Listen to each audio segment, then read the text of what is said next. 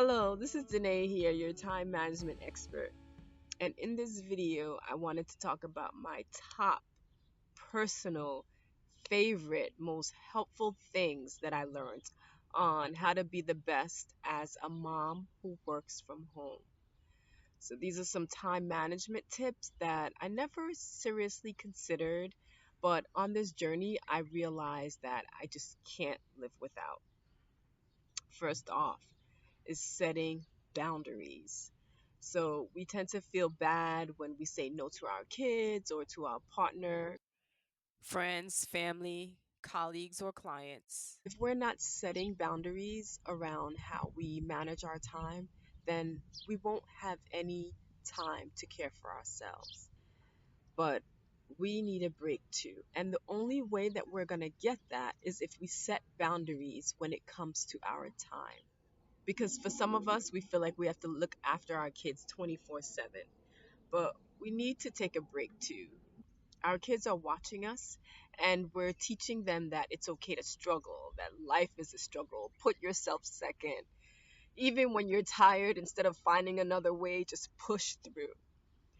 And it's really about us really needing to take care of ourselves. Self care is a must. And without taking care of ourselves, then nothing else is really possible. For me, it was simply just getting enough sleep, getting more sleep.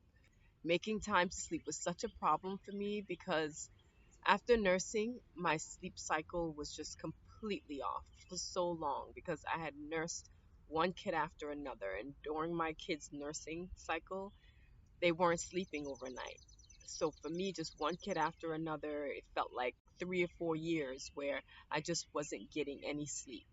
My sleep cycle was so off for so long that even when they were sleeping through the night, it was so hard for me to get my own sleep cycle back on track. So sleep was a big thing for me. I encouraged daytime napping as long as I could, but it took a while before I can train myself to sleep when the kids sleep. Back then, I just wanted that time that they were down so I can have some time for myself. So I had to retrain myself to make sleeping a priority and acknowledge that the kids actually slept more time or needed more sleep than I did. So if I could just get an extra hour or two for that me time, then that was some time that I should utilize sleeping too. So I could be more alert while they were actually sleeping too. And just trying for everything else to see what I can actually do with the kids. Have them help me out. And this leads to my next tip, which is to delegate. They won't do it perfectly, but it won't even be heading in that direction if we're not trying to get them to practice. Getting them involved is not just good for us, but it's good for them as well. Getting them started sooner than later, even better when they're excited to do what mommy is doing.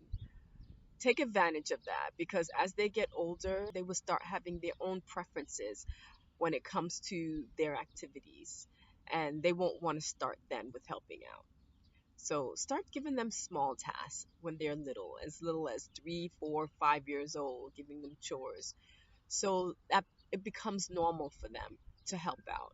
It may be work at first when they are trying to get the hang of things, but trust me, it'll pay off later as it becomes more automatic for them.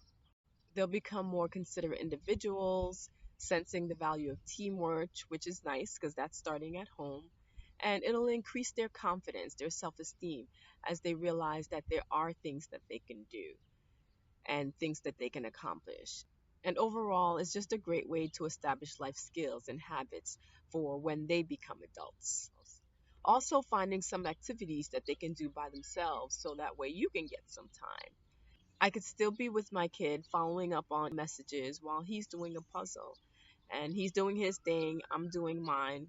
There are benefits to the little ones having their own time too because it'll give them an opportunity to go internal in their own way through pretend play or natural visualization. Mainly, it's about balance. It's all about balance, making sure to do something quality with them, like playing cards or going for a walk together. That's what helped me to say no when I needed that time for myself because I know that I had given them some time, but now I needed mine. It was a struggle for me in the past because the time that I had spent with them, it could have been more quality time. Although we were together most of the day, I wasn't present as much as I could have been. And it could be regardless of the activities because even doing something simple like laundry, that could be fun. If you're making those activities playful instead of it being a chore that you're trying to push through, controlling time instead of allocating some time for that chore so both of you can get something out of it. If you're mindful, that same activity that you do every day can create a new adventure if that is your intention. Find ways to make it fun if you decide to use some of your tasks as quality time activity. Although it's the same activity, the feeling around it can change, whether it's a chore versus a quality activity. Allowing mistakes and telling stories can make it more fun. The key really is to be present, and in the end, that's what we have to work on as parents. My next thing was to control time and not let time control me, because not everything needs to be done now. When I considered that I took time off from work because I wanted to focus on being there with my kids and not have to be torn between both, it was because I hadn't learned or even believed that there was a way to balance between work and family. It just didn't seem realistic to me then. So I held off. And every day I felt like I was missing out, anxious to get moving in my career because time is going to run out. With my attention focused on that, I was losing patience and not being present with my little ones. I was trying to control time. When now I could look back and see that the business waited for me. Rushing my kids to be more independent, that came.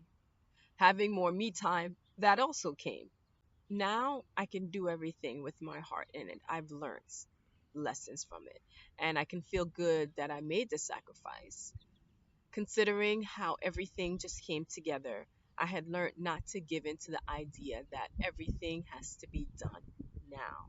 I take that knowledge with me going forward when it comes to time management. I learned to take the time to be present with my kids and practice patience. Even when I struggled watching other moms who seemed to be able to do it all and wanted so desperately to do it all as well. But now making that time for self reflection, considering my lifestyle and my situation, I knew I'd be sacrificing my kids because I didn't have the knowledge to balance both. So I sacrificed and I held off on my dream with faith and confidence, chanting myself, the time will come, the time will come.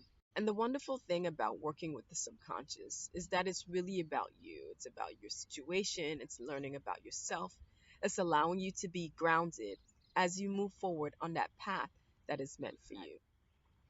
Another main thing is that it's okay to have feelings. Acknowledge your feelings, take time to check in and see how you're feeling, how you're doing. If I get annoyed, like, oh no, that's an extra mess now that he made that I have to clean up when I really need to be working on this assignment, or frustrated over something that one of my kids had done because they're a child, or I feel guilty wanting to take some time for myself. Some of us were acting like we're a bad mother for having these feelings. We will identify ourselves as that is who we are, instead of seeing it as an emotion or feeling that has surfaced in that moment. Forgetting all of the other times that we have sacrificed and been there for our kids. These negative feelings that come up becomes our dominant self. And that's why it's so important to have self-compassion. And another thing, that overcommitment habit. Refrain from overcommitting. Don't take on more than you can handle. The time will come for everything that is meant to be.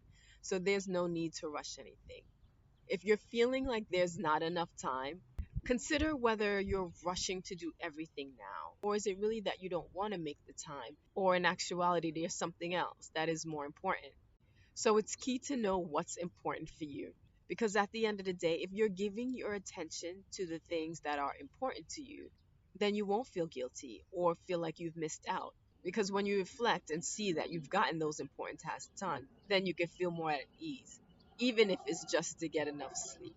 It's not about being perfect, but it's about acknowledging what makes life easier and working to implement those things that are beneficial or reprogramming our mind so our behaviors are different, allowing us to incorporate those things that we find beneficial.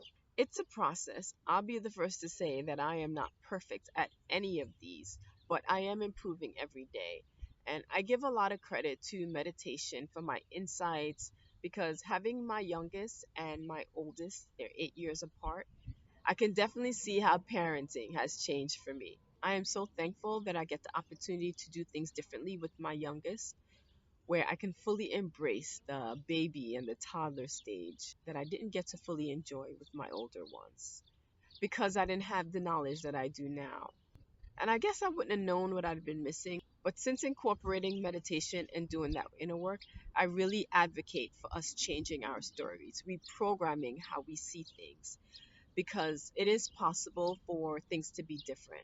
If you're ready to change your story and you want to learn more about how to do that, then click on my profile Calendly link and we can talk further. In the meantime, I thank you for watching, and until next time, goodbye.